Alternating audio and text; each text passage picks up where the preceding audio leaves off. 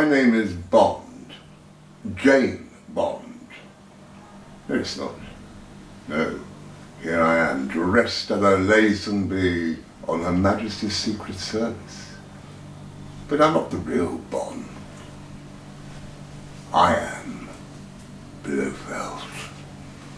Yes, it's welcome to another Marc and Chums. Here we are again, and unbelievably in a series of 922 episodes. This is episode number 35. And I've got another couple of stalwarts here that keep on turning up for these shows and are always great value, and I hope you enjoy them. And it's over to you, Mr. Bond. Hello there, Bond, James Bond here. How are you?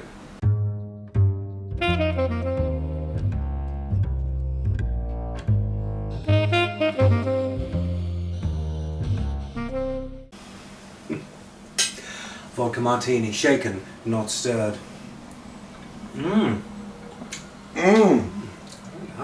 Isn't Brighton tap water so beautiful? Isn't it just? No expense spared. No olives. No olives. On the buses. Well, welcome, Mr. Bond, or should I say, the wonderful, fabulous, almost vomit-inducing actor friend of mine, for your fourth attempt into derision. You're back as Bond. I am, yes. James Bond, yes, doing Marc and Chums. It's your fourth one. It's my fourth one, yeah. I'm such a, what's the word, stalwart, yes? A warty stool. That's a word for it. I'm a warty stool.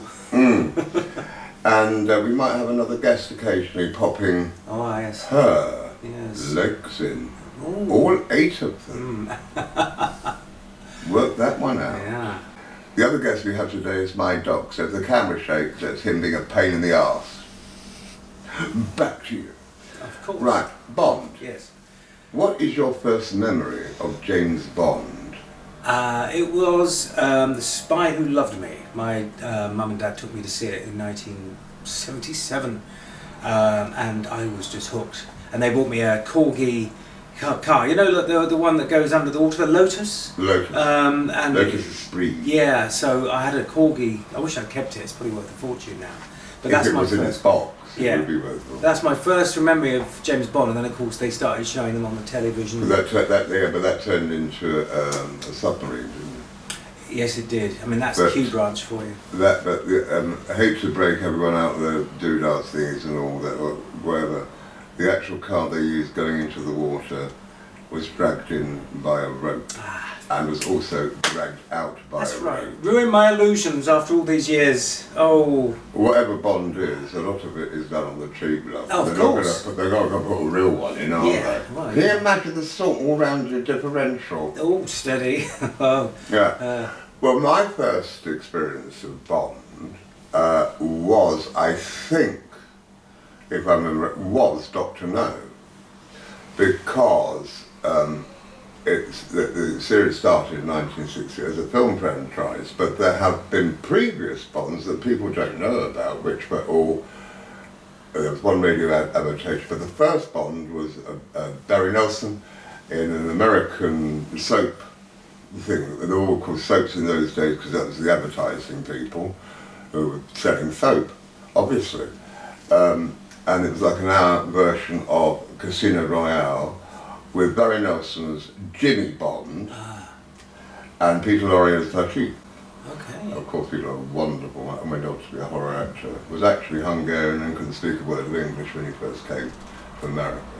So that was the first one. After that one, there was a radio version of Moonraker, and Bond was played by Bob Holness, who was South African, and he did that, you know, the show, what was it called?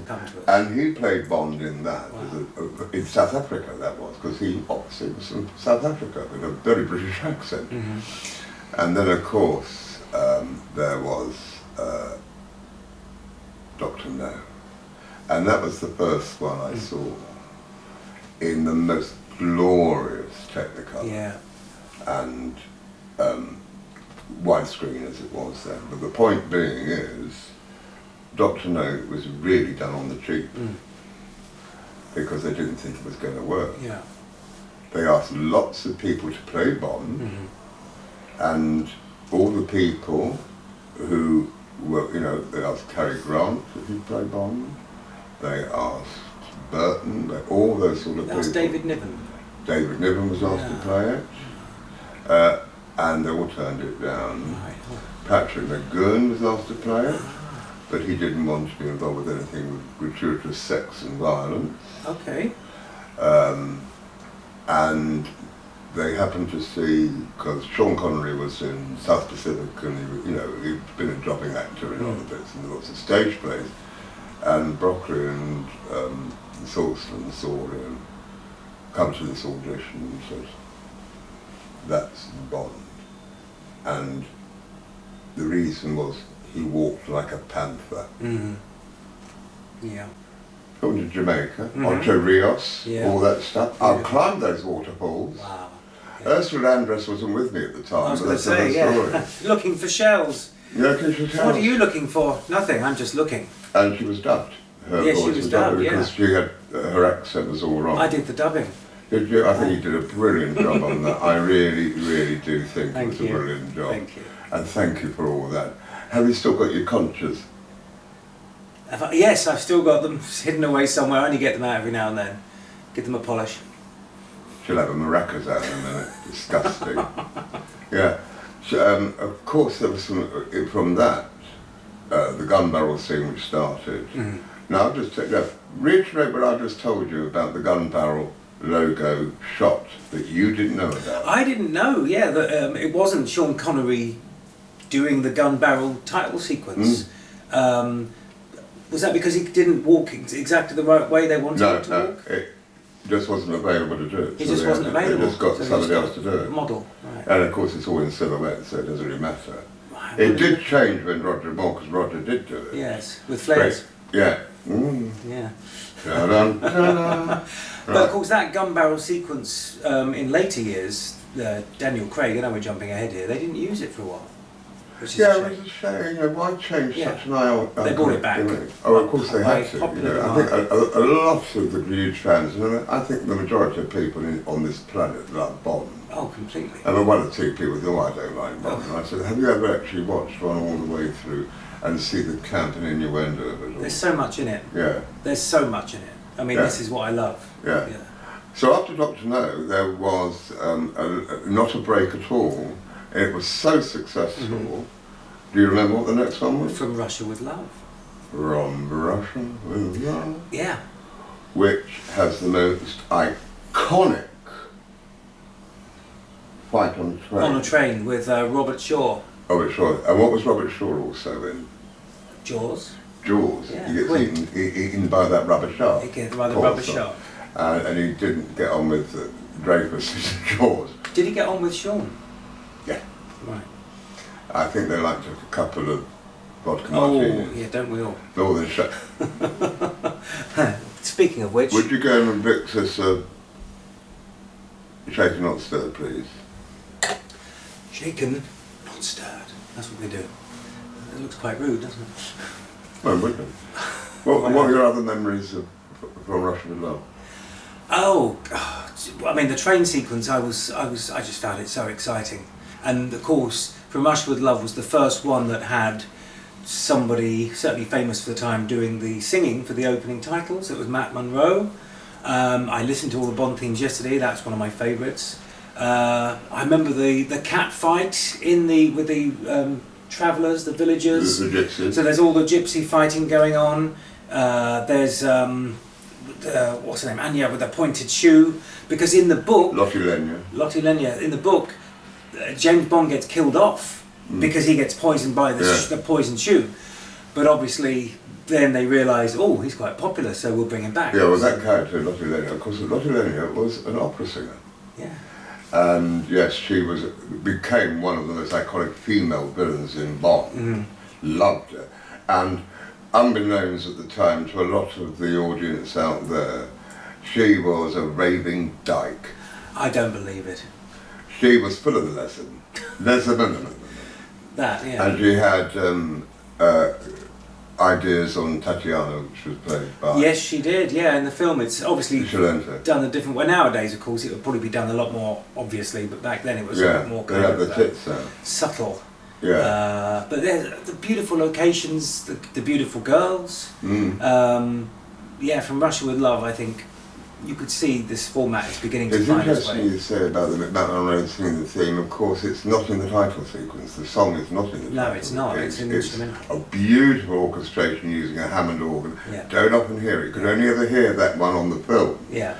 But you do hear From Russia with Love the theme of Matt Renner singing it on a radio. Yeah, when he's on the boat. On the boat with Sylvia Trent, using Dr. No. Yeah, she does a couple of things. Yeah, she did too. She did because too. she was going to be a long-running Bond girlfriend. Semi-regular. But it was then thought, apparently, as it went into the next film, better that Bond didn't have a girlfriend. Better than Bond would just go around having gratuitous sex and violence. Yeah, sounds good to me. Yeah. From Russia with Love.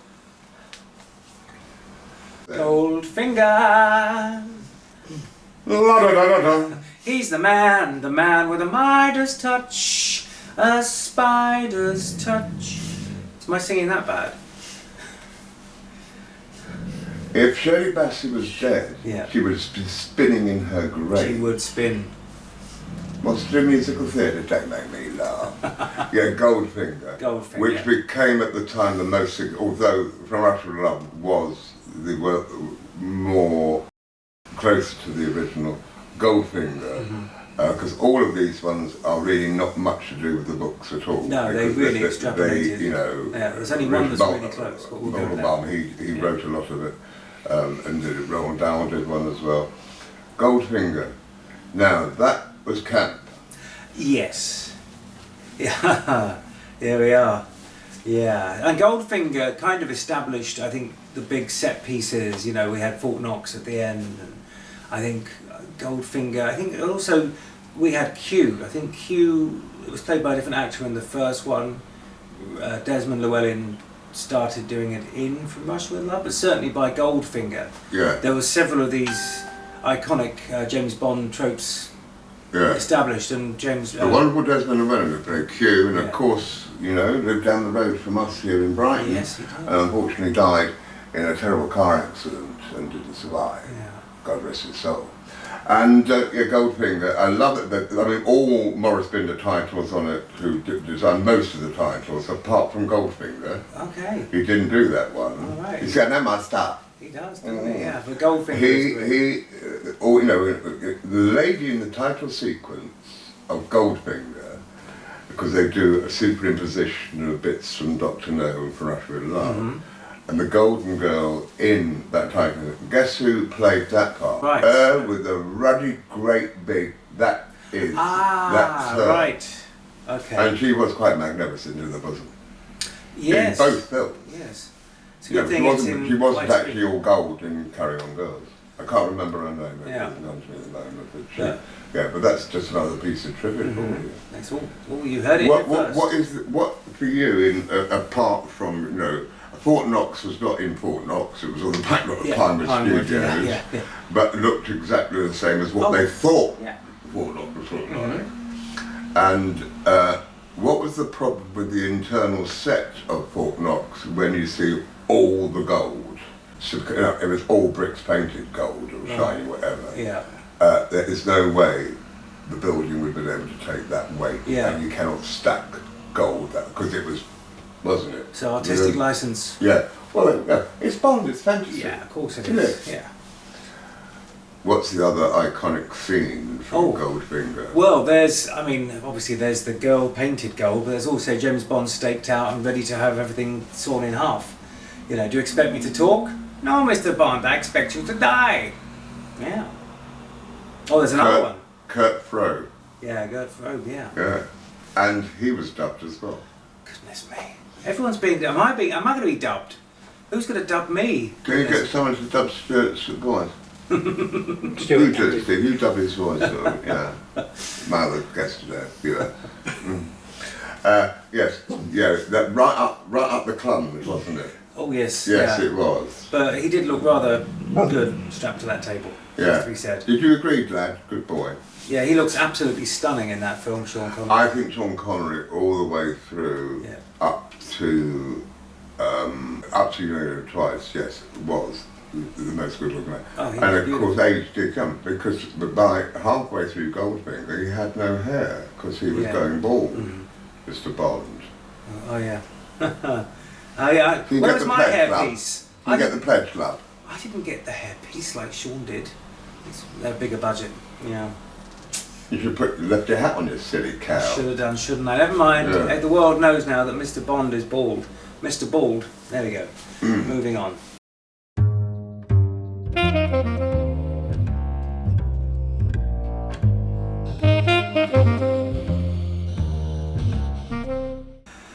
So we've been joined by the gorgeous, glamorous Miss Money Spider, as played by the ever wonderful John Towns.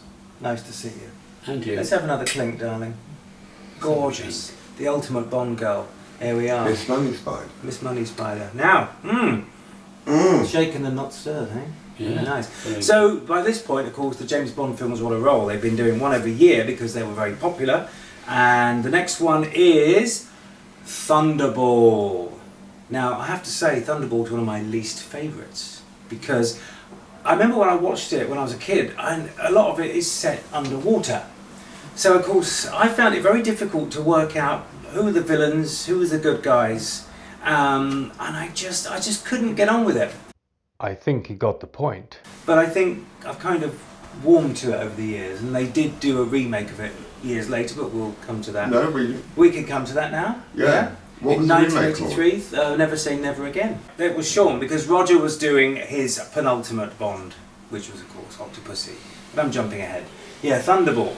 Not one of my favourites. I liked the book, but you know, by this point we're beginning to see more of Spectre, which is the villains. You know, that's the big organisation, and of course you're seeing the head of Spectre. All you see is him stroking his pussy. Steady. You're not going to start stroking Behind the yours, screen, are you? isn't it? Behind the screen. So you're like, well, who is this? And of course, all these operatives are going out. Was it Draco in Thunderball? Yeah, I think it was Draco. He was the villain. But yeah, Thunderball, not one of my favourites. I do like the theme. It was who was it? Tom Jones. Tom Jones. Yeah. Titles by Morris Binder. Morris Binder. Yeah, those titles are Which wonderful. were all underwater. Yeah. Did you know where, you know, I hate to interject on your piece, Yeah, go but on. you know, the underwater scene, where were they filmed? Teddington? No, on the back lot of Pinewood in a That on tank, Pinewood God. where yeah. they did also The Cruel Sea. Yeah. As I said, that all on The glamour of Pinewood. Wow, in the middle of nowhere. But yeah, by this point, I mean, and I love that the beginning. Of course, you got there was a funeral, wasn't there? And they're all standing around, and then was it Bond punches the grieving widow, and it turns out obviously to be a henchman. So of course a man there's in this drag. crazy. It was a man in drag. I mean, whoever would hear of such a thing? Men in drag. What would the world think of next? Yeah. So yeah, and basically then he uses this great gadget as well from Q Branch, which is that kind of jet steam thing where he jumps up in the air. I love that. Yeah. I wish I had one of those. Yeah. You would have one, Bond. I should have one. Can you get Q Branch to rustle me one up? I can see what I can do, Oh, thank you. if you will. She can pull some strings, I tell you this one. But Okay, yeah, you can pull Thunderball. your- Yeah, not one of my favourites. What do you think of Thunderball? Well, yeah. Strangely, neither me. Beautifully photographed. And of course, the boat was called the Disco Volante. The Disco Volante, yes. Wonderful names That's that great. Fleming came up It with. should be a nightclub, Disco Volante. It probably is somewhere. Yeah. I bet there is a Disco Volante. If you've got a Disco Volante, let us know. No, it wasn't my favourite out of the series. Yeah. It's my least of Sean Connery. Yeah, I think so. And the remake, and there's a reason for the remake, if I may interject. go ahead. Because Ian Fleming did not write all of Thunderball. It was written by two other geezers Right. who allowed them under license to use the name Thunderball, slightly different to the book, which you told me you love. I You do know like what? that. I've never read a Bond book in my life. Oh, I love the books. I do love the books, totally. He's very brutal in the books. I mean, they think he's brutal in the early films. He's an absolute, Bastard. Yes, he is. That's the word for it. Yeah, he is. I mean, he just takes no prisoners, and he's brutal with men and women.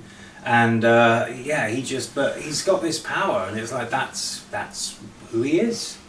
I think. Well, they what's persuaded, spilling the wine? if my memory serves, they persuaded, well, Connery was persuaded by his wife, beautiful woman, and he'd already had a one-week visit, which I think we'll get onto later. But we had one, the fact is, they wanted to remake a Thunderball because of the copyright thing, and they had the rights to it.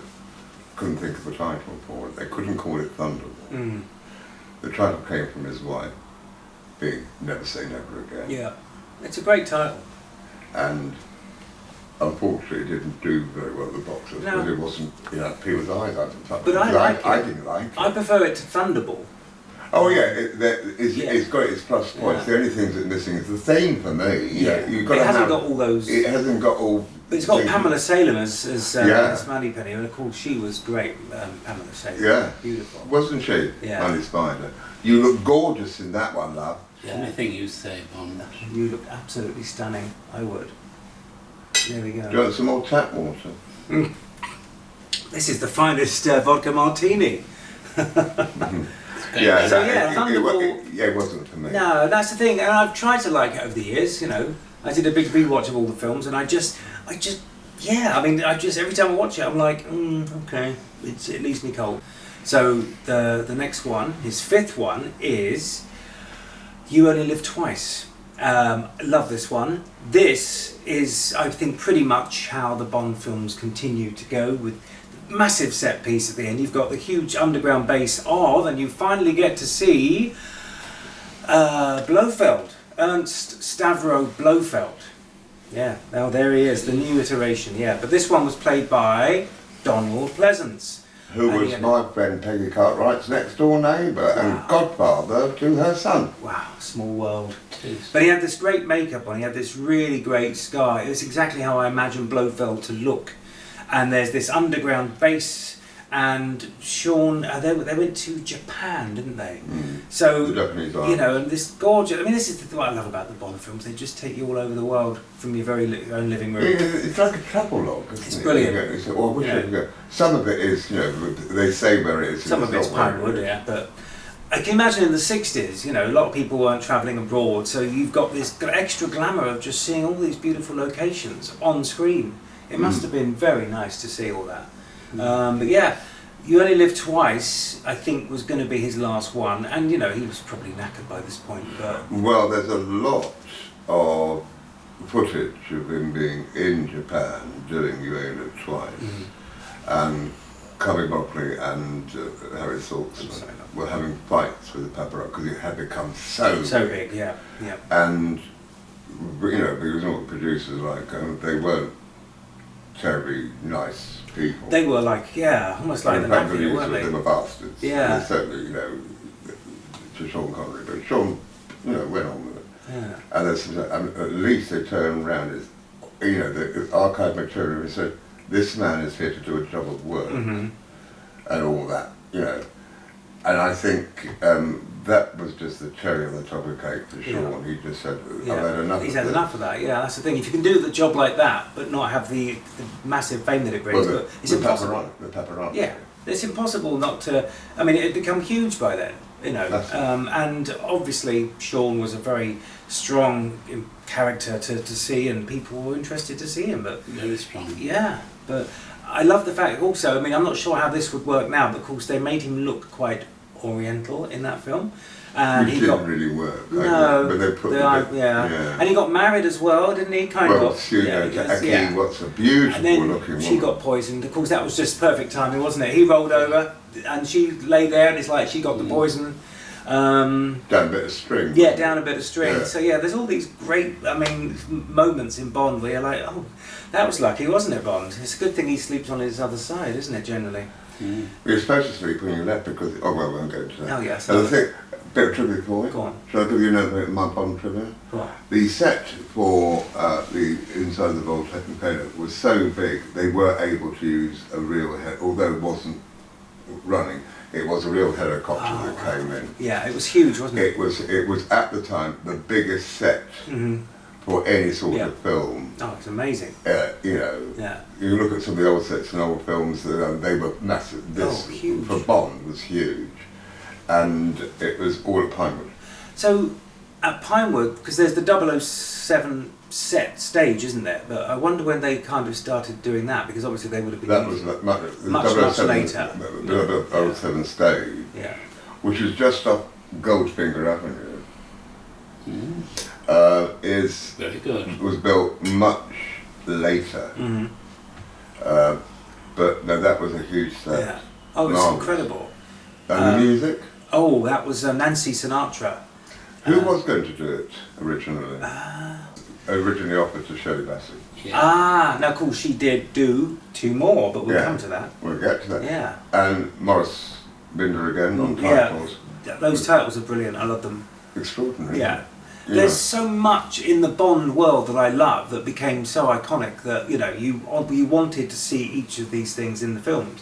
The gorgeous locations, the glamorous girls, the drinks, obviously Bond looking very handsome and stuff. We haven't even talked about the gadgets really, you know, that Q branch gives Bond to stay alive, and 9 times out of 10 they work. There we are. Yeah. This isn't poisoned, is it?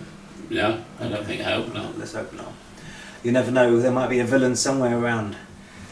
Shaw decided not to go back on this occasion. He had quite enough, as we said. And they had put on, because what they do on Bond films, Bond will return in whatever. Yeah. And I always quite look forward to, I wonder what it's going to be next time. And the next one was going to be on Her Majesty's Secret Service.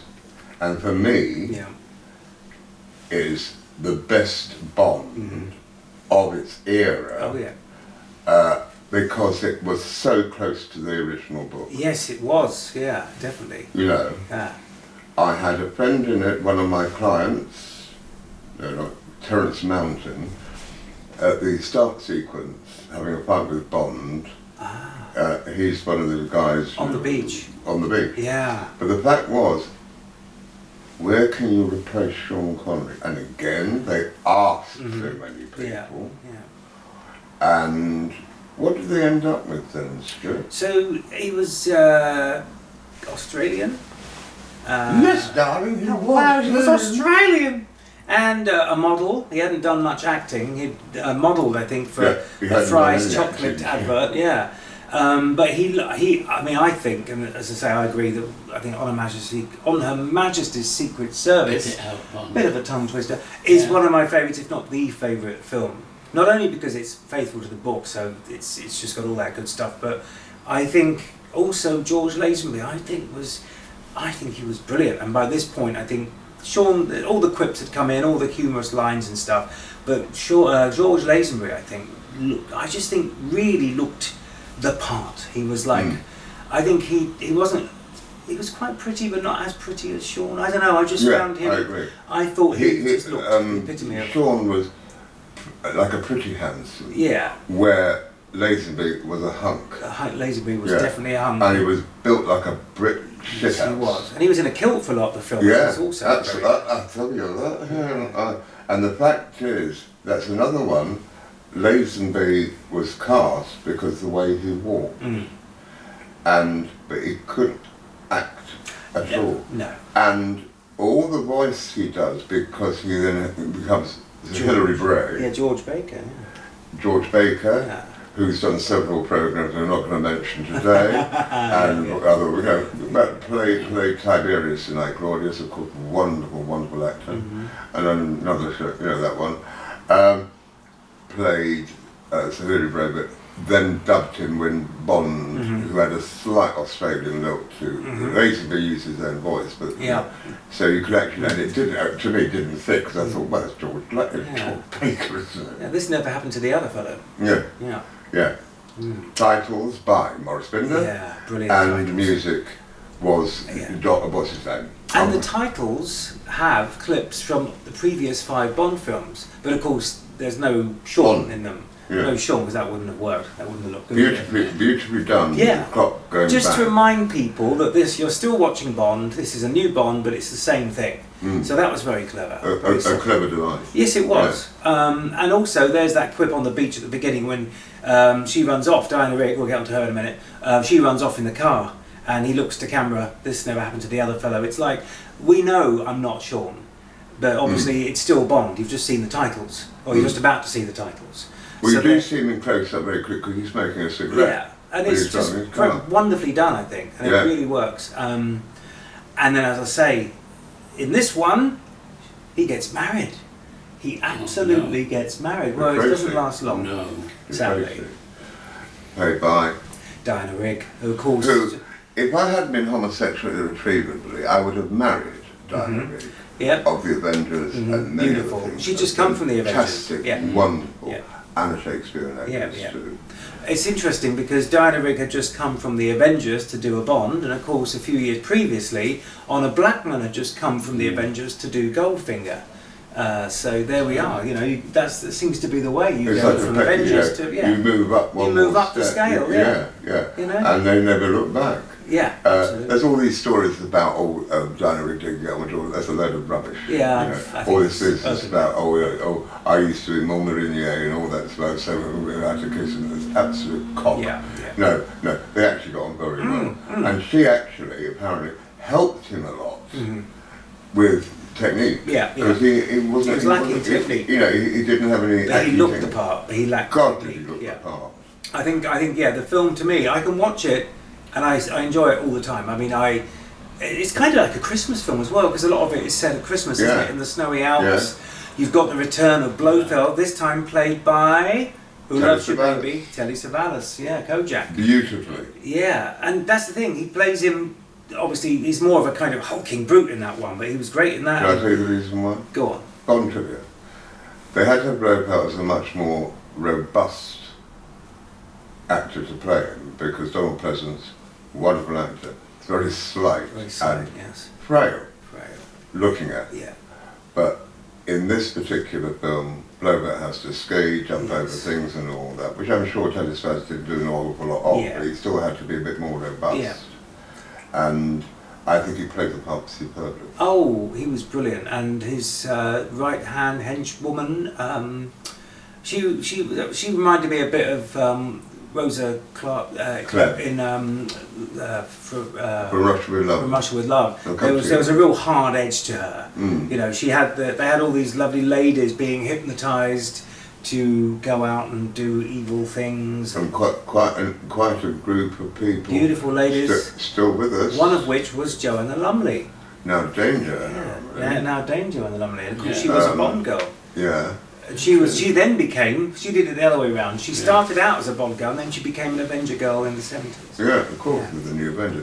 Of course, the other thing with the on Secret Service is you've got Anushka Hempel, Yes. all these beautiful, Oh, yeah. and of course the woman who actually gets all the lines, I can't remember the actress's name, but her character was Ruby Bartlett. Oh yeah. No, I'm Ruby Bartlett. Yeah, like it really that. stands out in that. But they doesn't it? weren't given names, were they? But Yeah. the English woman, the Austrian woman, Yeah. very clever. I mean, the music for me Yeah. is the best. Yeah. Although it does have a song in it. It does, when they're skiing and there's the Christmas festival going on. There's two songs in it. Absolutely beautiful. And of course you've got Louis Armstrong, We Have All the Time in the World. Yeah. Cried, my That was his Amiga. last recording as well before he passed. And it was Ilia or Elena, I think her name was. She was Austrian.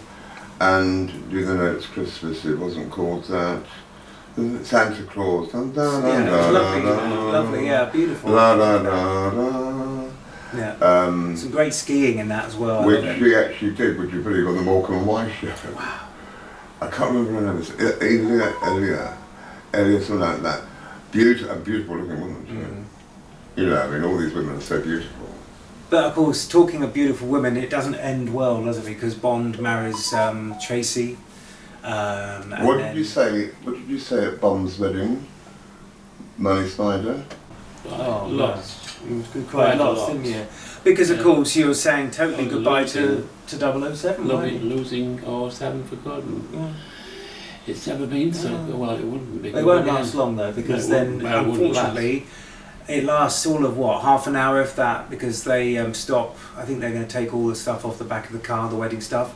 And then who turns up all of a sudden? Blofeld and his henchwoman, and they shoot what they think is probably going to be James Bond, but no, they get Tracy, his new wife, and They don't have all the time in the world, sadly. No. It's actually very emotional. It's very tearful. Oh, I cried. Oh, it's really. And I have to say, out of all the Bond films, I don't know about you, it's one of those Bond, and it is the longest Bond film of its time. Of its time. It's about nearly 3 hours long. 2 hours. It's absorbing. It goes quick. But it's pum, pum, Oh yeah, it really pace does. It's all the unforgiving way. and it's brilliant. I love Wonderful. it. And then you've got And this. it was quite gory, you know. Some of those men on skis flying into snowplows and blood. Well, you know what looked like blancmange. Yeah, charming. No, it was my really favourite. It's a film I can watch again and again. It is brilliant. And as soon as that music, I'm doing it now. Yeah. As soon as that music comes, I start to have a sweat. It is tear. actually really A bit like Money it's Spider. a sweet ending. You make up running, do you? Yes, dear. Tear, the emotion. It's not dear, it's Ernst. How much are you earnsting today? End of the pier. Get on the end of that pier, right? Yeah. Oh no, it's for me, beautifully done. And although you know it is the longest of its time in length, it's a hoot. It just boom, boom, boom. Oh, it's brilliant. It's unrelenting and it's great. I love it. But yeah, I love that scene at the end where he's. Would you say from that period of time your favourite Bond? Oh, absolutely. Yeah. Yes.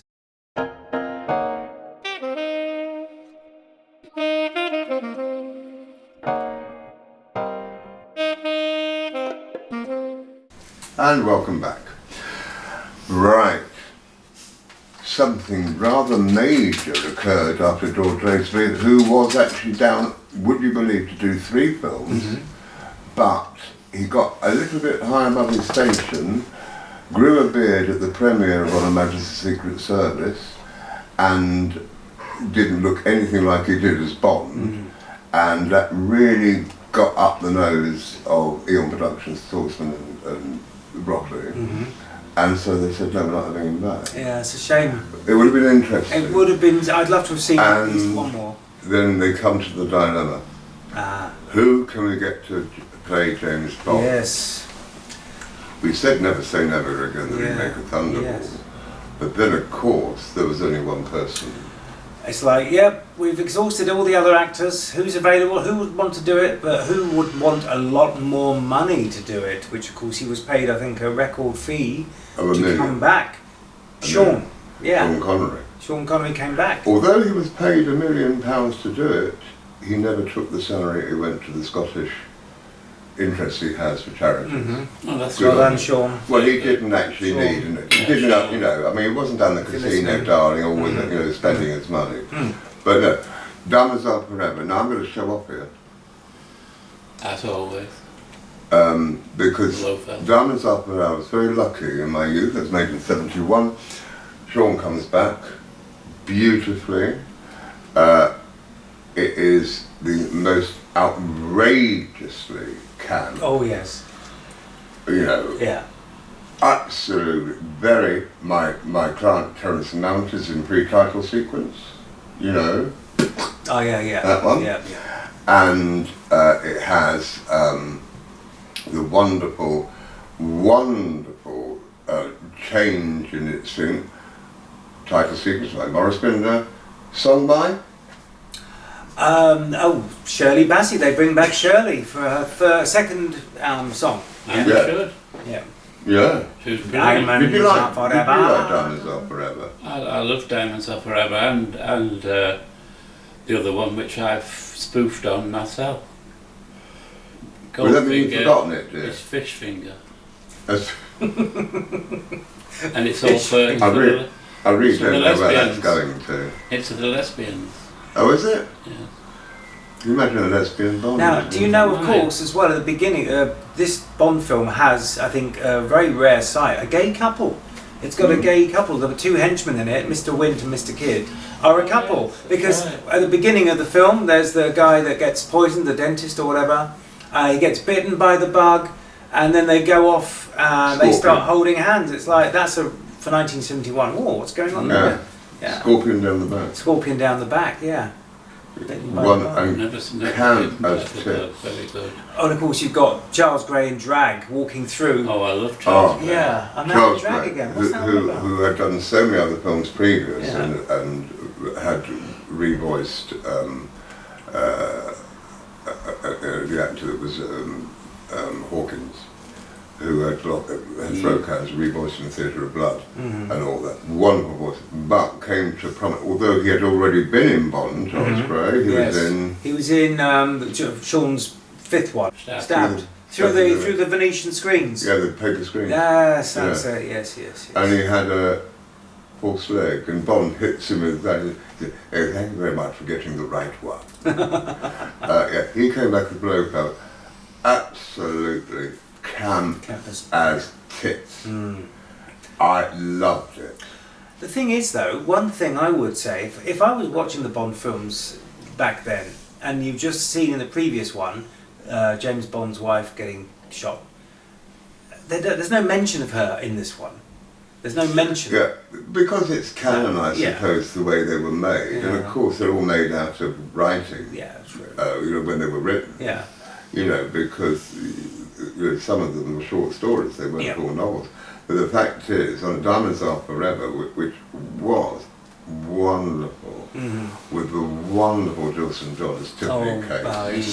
Showing too much cheek there. A little more. You were in that. What were you doing in Diamonds Are Forever, Money Spider? Do you remember?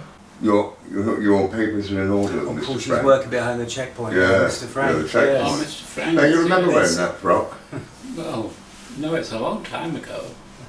I have lived since then. You just watched it 9 o'clock this morning. Just just watched it 9 o'clock this morning. Talk about my retention of lines. There's that wonderful fight in the lift as well, the old-fashioned kind of... With Peter Frank. Yeah, Peter Frank's, because it's like, how they managed to choreograph that, I'll never know, because obviously, it's one of those great old-fashioned lift things that you can see through, and... Yeah. Well, it wasn't real done, it was in studio. Well, of course, Amsterdam as well. He does that and breaks the glass, and then Peter Frank... And of course, Peter Franks is killed in it. And what does Tiffany Case do? He swaps his credit cards. And he puts James Bond's credit card. They think he's, James Bond's been shot. Oh my God, he just killed James Bond! And Sean Connery goes, what? He's so cool. It's such a jokey script. I love it. I love it. One of my favourites, I'm going to show off because I did go to the premiere of it. The only reason I went to the premiere in Leicester Square was my dad did the souvenir programmes. So I was a really 11-year-old going to see that sort of film. I was, that really brilliant. Yeah. Yeah, with the gay couple and all that. Because I didn't know I was gay then, Stephen. But I guess basically it was probably decided Sean was only going to come back to bridge the gap while they were still looking for he really did it out of loyalty, permanent one to the audience. They couldn't go, and they wanted Pierce Brosnan at that point, but he was doing a TV or whatever, and they thought he was too young. He was probably quite young at the time. And of course they wanted Roger Moore to do it on Emergency Except, but he couldn't do it because he was doing The Saint. So that is why Sean comes back to do it. Yeah. And I just think it is so amusing because the humour in it is great. And the actual premise is absolutely nothing to do with the book, because it's about diamond smuggling in the book. Yep. I know when Felix Leiter, which is a recurring character, says to Bond at the airport, I know you've hidden the diamonds on the body, but he said, elementary, Mr. Leiter. And of course they stuffed all these diamonds. But the diamonds weren't for smuggling, what were they for? A laser into the sky. Yeah. Which of course there's the set piece at the end with the laser kind of with a diamond and she gets to keep it, doesn't she, Tiffany? She gets to keep the diamond. Does she keep the diamond at the end? Thousands of diamonds. There's no one diamond. No, she keeps it. She keeps it. No, she doesn't. Because it's up in the sky. It's in the space. Oh, it's in the space. Because in space. In the last space. sequence. In the last space. sequence of it is they're all in that ship with Mr. Witt and Mr. Kidd. And they go, and the pierce to resistance is a bomba supreme. Oh, what's in it? Well, that would be no surprise. And then one clocks the fact that the smell, the aftershave, that got broken in another piece. You see, he's very sharp as Bond, isn't he? Yeah, he said, I've smelled, the cork is going to... Put a smile on his face. But we're right out of claret. Oh yeah. He said, I've spelt that before, and I don't mean the wine. The aftershave. And then he just... And how did you know? He said, or the clarity, but it goes on about that it is a claret, the one that has been served, and so cleverly done like that. Oh, you go, bang! We won't spoil it for you. But the diamonds, the last line Tiffany Case says to Bond is, James, now how are we going to get those diamonds down? And they just look at that, bum bum bum, diamonds are forever. Yeah, I love that. I'm glad you enjoyed it too. Yes, Miss Money Spider, how are you? Yes, James, I'm very well. Oh, that's good. The wine's flowing nicely, and we moved on. So Sean came back to do Diamonds Are Forever for just that one film, and by this point, oh, my big weapon showing. Sorry. Oh. I'll have it By later. this point, of course, they have found a new Bond. As it turns out, this guy would do equal the amount of Bonds that Sean did, and that was, of course, Roger Moore. Roger. Oh, do that again. Roger Moore. God, it's like he's in the room, isn't it? Roger Moore. I act with my eyebrows. And of course, Roger Moore was the first Bond I saw when I was 7 years old, in one of his, probably his best film, which is, we'll get to that soon. But it all started with Roger Moore with, this is Steve over here's favourite film, Live and Let Die. Around the early 70s there was lots of, did they used to call them blaxploitation films? Yeah. And of course this film keyed into that, so a lot of some of the parts of the film are set in the Bronx, and you've got a black villain. What's that? Harlem. You've got a black villain who's Mr. Big. Brilliant, Mr. Big, and he only passed away recently. Yeah. He was great. I loved him as Bond, a Bond villain who gets an He explosive played two end. characters, didn't he? Yeah, he did. It Because was he's great in makeup. disguise. Yeah. Put it all off. Yeah. Yeah. And so there's lots of voodoo in this film. It goes into different territories, which I like. It kind of there's a more mystical element to this, and you've got the guy at the end as well, sitting there with a black and white face. Barry Sunday. Yeah, it's scary, and of course snakes and everything. I mean, it's just really quite chilling. It was. And again, beautiful locations. New and York? Roger Moore, New York. Always. And Roger Moore, or less. Roger. No, Roger Moore makes a wonderful entry into the Bond films. Don't want to show off again, but of course I went to the premiere of Live and Let Die, and the only reason I went to the premiere is Dad did the souvenir programmes. I adored it. Morris Binder again on titles, and the music, strangely enough, it went a completely different way on this. Was by whom? It was Wings. Wing. Paul McCartney Paul and McCartney. Wings. Yeah. Yeah. Yeah, do you remember it? Live and let die. Doom, doom, doom, doom. Live and let die. Boom, boom. Live and Let Die. And of course it was produced by George Martin, who had just been producing that little band from Liverpool in the 60s. Beatles. Oh, was that, it, yeah. Well, it's the Beatles, wasn't it? That's The the one. Beatles. Yeah, I think Live and Let Die is a brilliant film, and as I say, quite spooky. So I think And of course my side guest, who's just looking in today, that's your favourite film, isn't it? Yes. He's just said yes. He's terrified. Mr. Bond.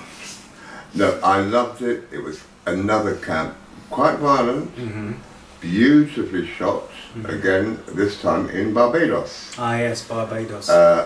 Beautifully done, and the most beautiful playing solitaire was... Jane Seymour.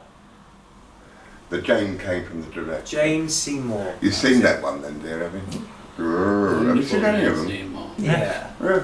Even Seymour, Stephen Roger Moore, Seymour. Seymour, Leslie. Jane Seymour, who went on to many big things, Yes, she but did. wasn't she stunning? Oh, she was Yeah. beautiful, and she had a real innocence Gosh. to her in this Bond film, and you wanted Bond to protect her and look after her, which she kind of did in the end, yeah. In more No, it ways, is to me. and what was the premise of the character Solitaire? Because it was all tarot cards. Yeah, she was the fortune teller for the villain, Mr. Not a Big. fortune, she was a tarot reader. She was a tarot reader. You don't tell fortunes, do you? Oh, right. Yeah. Okay. you Tarot tell us. reading. Yeah, tarot reader. So yeah, she could predict what was coming next, and By a turn of a card. yeah, and of course she What didn't does Bond predict do? everything. Well, he obviously does what Bond always does with the Bond girl. Bond buys all the tarot cards up and takes all the lovers' cards out and asks, right, pick a card. Turns out it's the lovers, and the card starts. You do the voice so well. The card starts, we will be lovers. The cards say we will be lovers. I think we will. Marvellous. What was interesting about it too, it wasn't grand set pieces. It was all done because it was about drugs and heroin and stuff. Yes, it was, yeah. And of course it was destroying the poppy fields. So you didn't have grandiose big set pieces. Yeah, so that made a change because we'd had quite a lot of set pieces over the last few films. We had the big snowy base in On Her Majesty's, and then Diamonds Are Forever we had there was the ship at the end, wasn't there? But yeah, I like Live and Let Die. I think it's a strong start to the Roger Moore. Not my favourite one. So Roger Moore's second outing was The Man with the Golden Gun. Mine isn't golden, it's more silver. It is, isn't it? Mind you, it's quite powerful when roused. Is it? Yeah. It Anyway, would be to me. so this one, we've got the wonderful Christopher Lee playing Scaramanga, the man with the third Finger on the left hand. nipple. Oh, He's got 3 nipples. What's it turned into? You've got a third finger on the right hand. Well, but that means he's only got 3 fingers, you silly cow. That's what I thought it was. No, So anyway, a polaris nonamia, which is a third nipple. There's a third nipple. Superb, yeah, the third nipple. and yeah, remember it and well. there's the little Herb Villachet as the knick-knack. Who was a bastard. Yeah, but he was Roger hated it. Yeah, so and he was from Fantasy Island, wasn't he? That TV is it show. him? Remember him? The plane. The plane's flying. So then there was also the lovely Britt Ekland as Yeah. the Bond girl. She was dubbed as well, wasn't she, in this? No, she wasn't. She wasn't dubbed. No, she wasn't. Oh, she wasn't dubbed. She was in previous of the films, but she'd actually learned how to speak English properly. Yes. And a beautiful She was woman. stunning. Yeah, stunning. Yeah, and was married to Peter Sellers for about 5 minutes. As long as that. Mm, Wow, well. goodness, she has some staying power. I think he probably got the night over in one go and that was it. I mean, yeah, Britt Ekland, Man with the Golden Gun. Of course I don't want to show. I did go to the premiere of The Man with the Golden Gun, only because my father did the studio program. But I was lucky enough, I was also at the time, because I love it, and you love it, Dracula, Hammer, all that. Oh, all the Hammer I was a films, yeah. huge Yeah. fan Yeah. of Christopher Lee. Yeah. Great Great and I think a lot of the time we're very underestimated. I know, Scaramanga, the Man with the Golden Gun. Oh, he was brilliant. He was. And deadly, you could just feel that this man was actually a suitable opponent for Bond. He was dripping in menace, but also charm. He was like Bond, but obviously without the moral compass. Why was he called Scaramanga? Bit of trivia, right? Betty, why was he called Scaramanga? I mean, should I say Mr. Don't ask her. She thinks that Scaramanga's got 3 fingers. Oh, right. 3 nipples. 3 nipples. Yeah, no, Steady. go back to what we said before when you met. Oh, yeah, the bit of trivia for you. Scaramanga, Ian Fleming went to school with a boy called Scaramanga. I didn't know that. There you are then. Oh, Scaramouche, will you do the fandango? Thunderbolt of lightning, very, very frightening, Galileo. We're moving on, we're digressing. Digesting? We're digesting and digressing, right. So You're looking forward to that red wine, aren't you? I am, but this is the first of 2 films that feature a beautiful, stunning actress called Maud Adams, who came along in one of Bond's, Roger Moore's later films. But in this one, she plays the girlfriend to Scaramanga, and he's obviously a very good shot because she gets a bullet right between the eyes. No, she doesn't. Right between here. She gets it here. Where does she get it? In her left breast. Yeah, left. Very much He's right. No, Madame he is Pompadour. right. He is right. We'll use that. We'll put that. We'll cut that out. No, No, won't cut it out. Don't cut it out. on Make edit, him look don't even cut cleverer. it because he's ballsed up. I ballsed up. Yeah. I know his stuff, but only to a point. So yeah. No, and of course, the reason they said it in Thailand and all that, because at the time, what was the big thing about going on in films?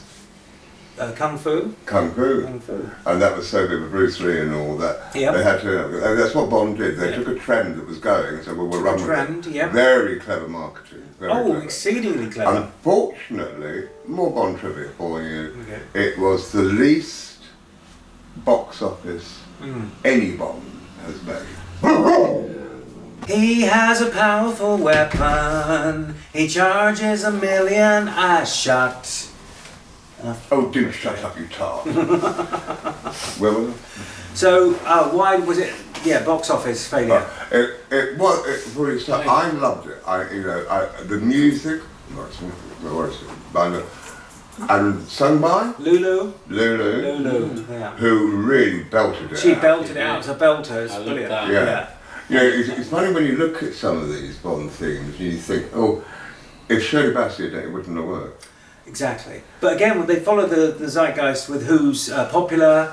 Not all the time, but a lot of the time it's like, for example, years later, Duran Duran, Aha, and stuff like that. But yeah, we've got Lulu, who was like obviously been around musically for a while, and I thought she did a really good job on that one. But why did it not do so well, do you think, at the box office?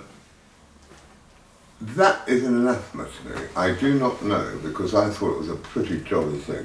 It was all nothing to do. Of course, the Golden Gun wasn't the Golden Gun. It was the Solarplex, which actually was another laser beam. Yeah. I thought it was a thin plot, but It was a thin plot, some wonderful but set pieces. It was another travelogue. Yeah. It was fun. Yeah, it looks And great. from Live and Let Die, who we haven't mentioned, G.W. Pepper comes Oh, God, back, yeah. spitting his tobacco. I like the spit. bit of continuity when he comes back. Gee, man, it's you again. Holy shit, man. You're him, ain't you? You're the Englishman. Yeah. You're the English agent from England. From England. Well, if And he he has gets, done it again. pushed into the water by an elephant. But I like it. I like that little bit of continuity. Yeah, and it maintained a bit of humorous comedy, which I actually quite enjoyed. By this point, the humour was Really? definitely, yeah. And then obviously the humour just got more and more. The wisecracks, the puns, everything just began. Bond was getting very punny. Really? Moving on. I mean, as a major Bond fan, I didn't keep my mind about that. No, I didn't mind. It's a nice progression because obviously you can't, with a franchise that long running, you've got to move forward. And of course, Roger Moore played into the humour and the camp a lot more than Sean or even George would have done, definitely. My favourite now of Roger Moore's Bonds is the first one I ever saw as a kiddie. I was only 7.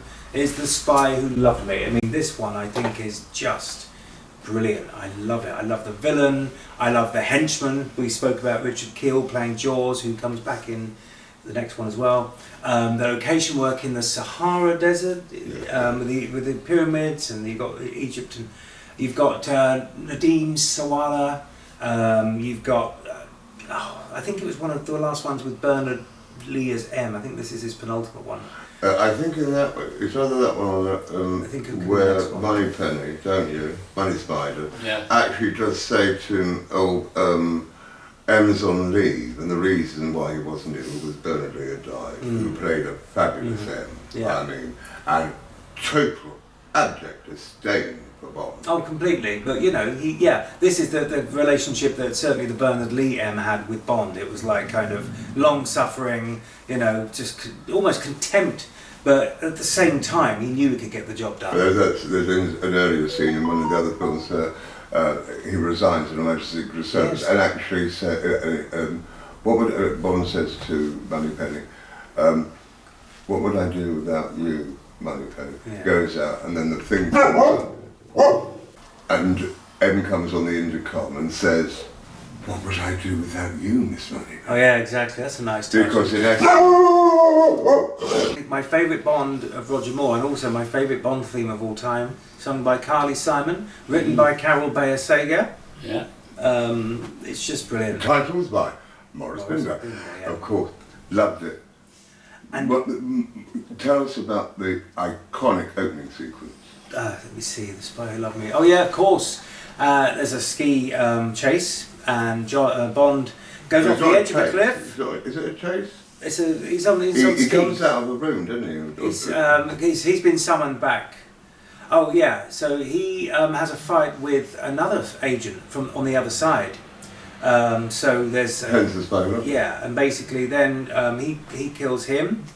He goes off on the edge of a mountain, and then all of a sudden the parachute opens. Thank goodness, to reveal The Union flag.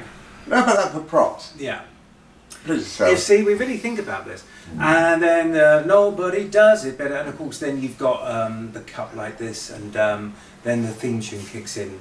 And it's just brilliant, I love it. And of course you've got all the marching soldiers, and he's doing the gun, and they're all falling down, and yeah, and then of course we're at the height of the Cold War, so of course the villain in this one is played by Ringo Starr's Mrs. Barbara Barr. Beautiful, stunning, and again, got that edge of deadliness. And her code name was? Triple X. No, Agent X. Agent X. Yeah. Okay. Well, but really that's a bit, Agent X? I thought it was Triple X. Or Triple X? I think it was Triple X. Well, Double D, Triple but X. even so, that's boy, it's like 007, isn't it? Yeah. But she was amazing in that film, I thought. And beautifully shot as well. Oh, stunning! Yeah. I think the fight they have in the pyramids when Jaws is ripping apart the van, and then in the end they get away, and this van is like falling apart and going through the desert, and then it's just beautiful scenery, isn't it? The sun rising or setting, and they're on the boat, and then she turns around, blows smoke into his face, and of course, she's on the other side. She's doing her thing, but of course, then he goes into the. I love the way he goes into the underground, the pyramid, and there's Miss. You're sitting there on your typewriter, fingering your pharaohs. Remember that bit, dear? Fingering, yes. I was always fingering my. You and your dishes. pharaohs. Yeah, and then he does the thing with the hat again, and it's like they're in a pyramid. And then of course there's Agent Triple X, and of course her boss as well. And of course it's like, oh, here we are, détente almost, you know what I mean? Yeah, well, there's a bunch, Emin and his opposite. Yeah, his opposite. But I think were very chummy, weren't they? Yeah, they were. They And, really were yeah, very chummy. they then become. He's in a lot of films. That guy. Who was the villain in this? Oh, so it was Stromberg. That was it. He had an underwater base, which then rises out of the water at the towards the end. Again, massive set piece. Huge set piece. Lots of being fed to the shark kind of action, which is great. You've got Jaws there with his teeth, and you've got Caroline Munro, is it? Yeah. Ex-Hammer Film Girl. Ex-Hammer Film Girl, yeah. She still looks glam. And basically then she gets blown up. Now. She's on latest TV. Yeah. Yeah. She gets blown up. She gets blown up because he's underwater in that brilliant Lotus. I love that car. Yeah. And then he gets a rocket and shoots up. Well, he doesn't get a rocket. It's actually in the thing. He doesn't go, I'll just bung down. And then she's in the helicopter going, I got you. And then doing all that business. Yeah, doing all that business. Rogers is normally going like that. Presses the button, poor cow goes black. Which I always was fascinated in my naivety. Yes, I was once naive. Think, God, that must be expensive blowing up all those things. Of course, in one or two of the shots you look at it now and you think, well, actually, you can see that's a model. Yeah. Yeah. But give it its charm. That's the one thing Bond has. But of course, years later, it's all CGI, isn't it? Which is not, I don't think, as charming. It's not as charming. I loved it. It was camp. Oh, I loved it. It was outrageous. It's got to be fun, Bond. And Bond has got to be fun. So, goodbye, Roger. Goodbye, Roger. And I'd like to thank yet again my lovely, lovely friend, Mr. Bond, and Miss Money Spider.